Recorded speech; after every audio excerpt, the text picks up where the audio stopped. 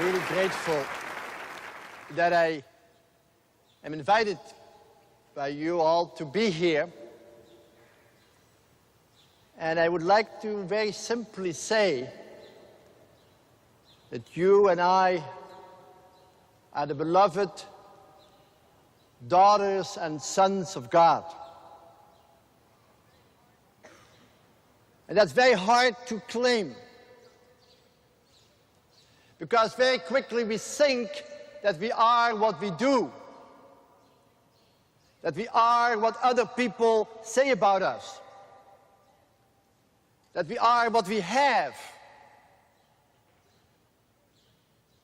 But the real truth that Jesus announced us is that we are, like Jesus himself, the beloved child of God. And it's very, very important that in the midst of this world that keeps telling us, no, no, no, you are what you do, you are what people say about you, you are what you have, that we listen to that voice that keeps telling us, you are my beloved, on you my favor rests. And this morning I would like to talk a little bit about how we can become more fully the beloved, if that's true. Jesus took bread and he blessed it.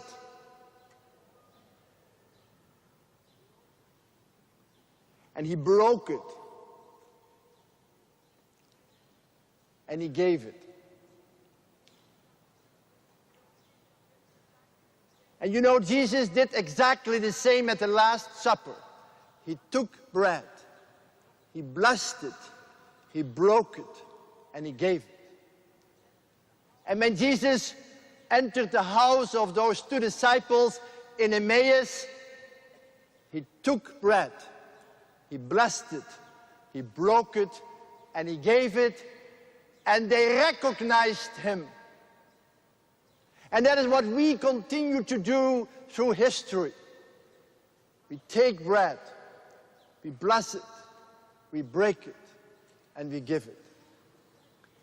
And what I would like you to hear today is that these 4 words summarize the life of Jesus. Jesus is the one who is taken by God, who is blessed by God, who is broken on the cross and given to the world. And these same 4 words are the words that summarizes your life as the beloved, like they summarizes Jesus' life as the beloved. Because your spiritual life, your life as the beloved daughters and sons of God is a life that is taken, that is blessed, that is broken and given.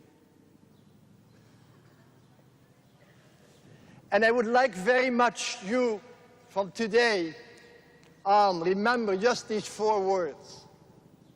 If you could just go home and say, I am taken. I am blessed. I am broken.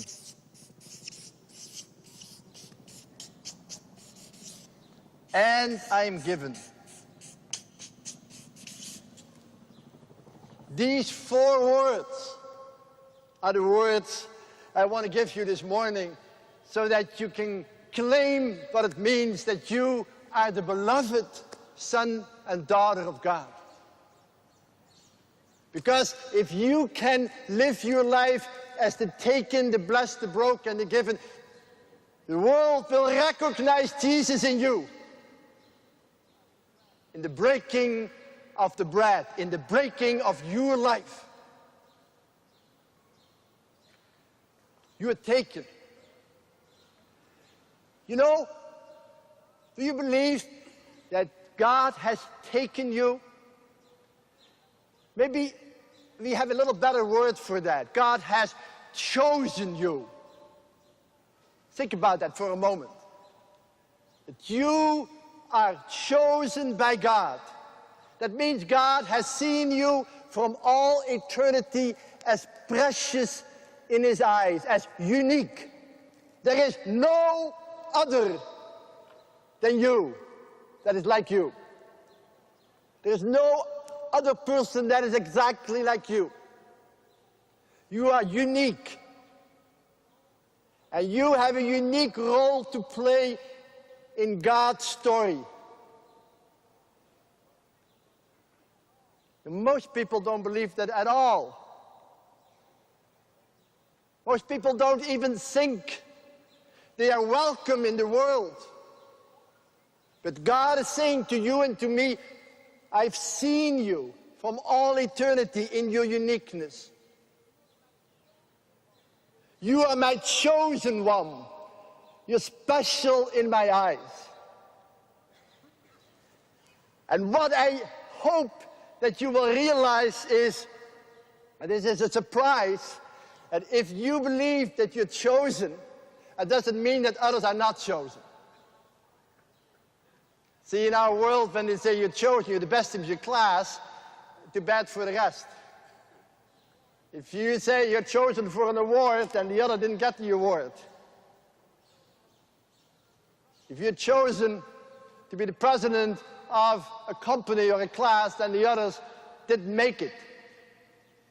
But in God's way, that's not at all true. In fact, if you believe that you are chosen, God gives you eyes to see the chosenness of others. You'll suddenly discover that your chosenness, your uniqueness, opens up in your heart a place where you can suddenly realize, hey brother, hey sister, you too are unique in God's eyes, and that didn't take anything away from my uniqueness.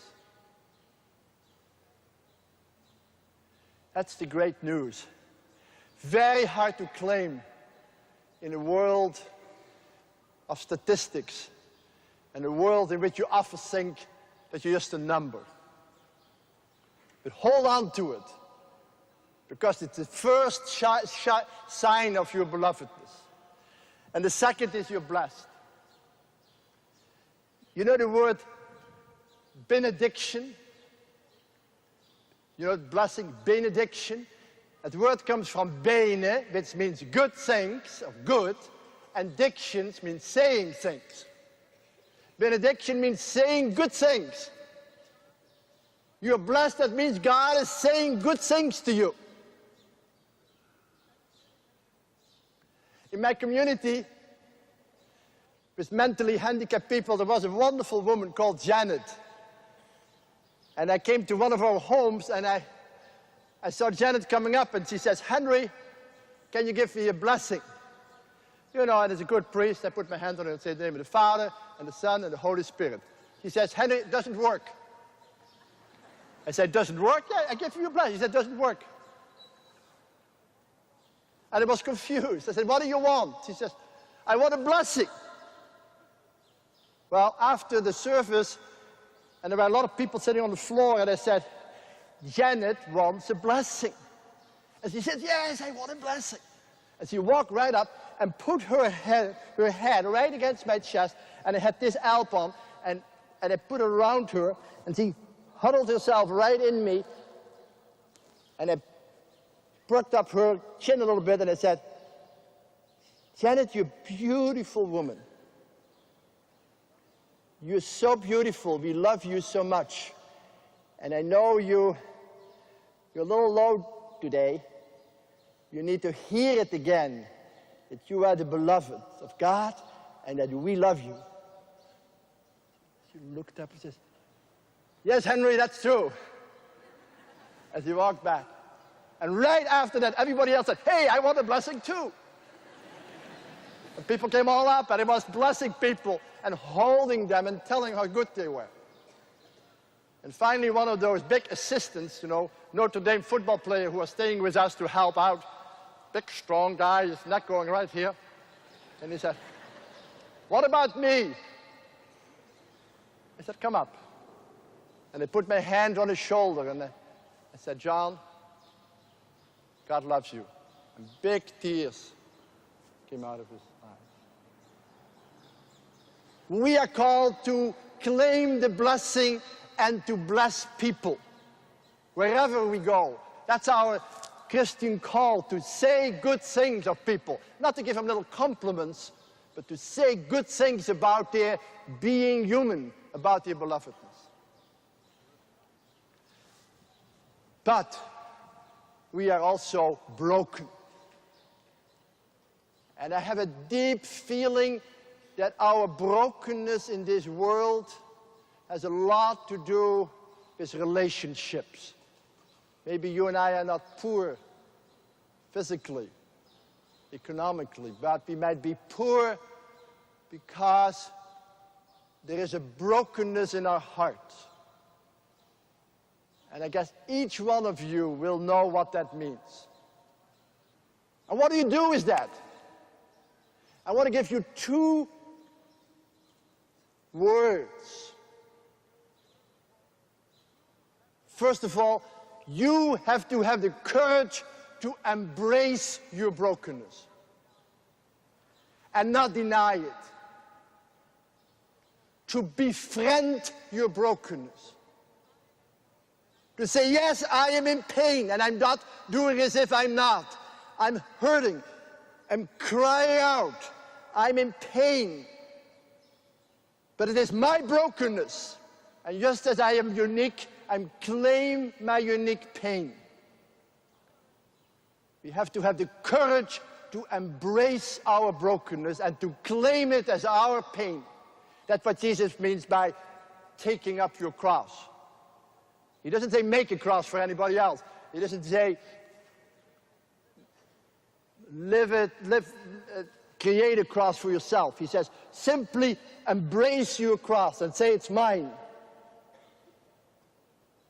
You will never be a happy, joyful person when you always deny your brokenness. Oh, it's not so bad, I will get over it. Just let's look at the other side. No. First of all, look it in the face and don't be afraid. And secondly, I would like to say to you, dare to put the brokenness under the blessing. Put your brokenness under the blessing that says that you're good. And many of us live it under the curse. Many of us say, well, I wasn't good anyhow, and now look what happened. I lost my friend. Look what happened. He betrayed me. Look what happened. It all proves I'm no good. But Jesus calls us to take our brokenness and put it under the blessing. Under the hands who says, you are my beloved daughter. You are my beloved son. On you my favor rests. And when you put it under the blessing, you will be able to say one day the same word that Jesus said. Didn't you know that we have to suffer and so enter into our glory?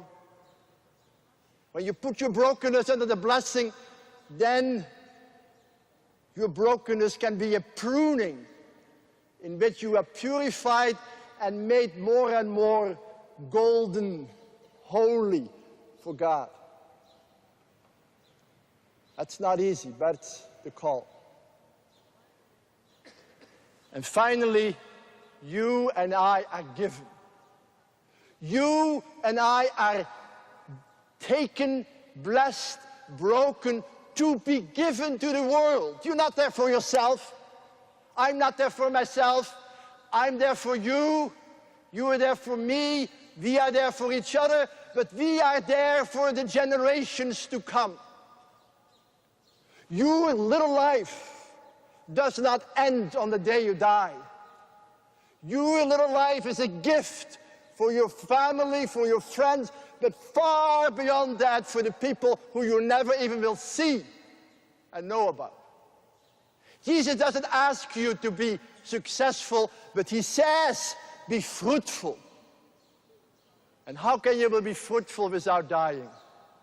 If the grain doesn't die, it will not bring any fruit. And listen to Jesus. He says, it's good for you that I go. Because when I go, I will send you my spirit, my breath, my love, my intimacy. And that will lead you to the full truth. That is, to the full betrothal, to the full betrothal, to the full espousal, to the full communion. And if you believe that your life is a life in which you are called to give more and more and more of yourself, not just a little bit, but all of you, that you can become food and drink for others, when you are willing to pour yourself out for others, you can trust that you will bear immense fruit, far beyond your little life, your little chronology, your little clock time. And dear brothers and sisters, you know, I'm so glad that I can say that to you, because I want you to know that just as Jesus' death became fruitful for generations and generations to come, anyone who lives like Jesus did, as the beloved son or daughter of God, can be sure that his or her life will bear fruit for ages to come. That indeed all generations will call you blessed. So be sure to realize that every little bit of giving you do is already part of your becoming fruitful as the beloved. So you and my life are taken, chosen, blessed, broken, and given. And please, if you go to bed that evening, look over your day and say, where was I chosen again? Where was I blessed again? Where was I broken again? And where was I given? Because every time you recognize that, you recognize the presence of God in your heart, the presence of His Spirit in the center of your being, and you will know that you are the beloved daughter and son of God, and that you can live a free life, free to love.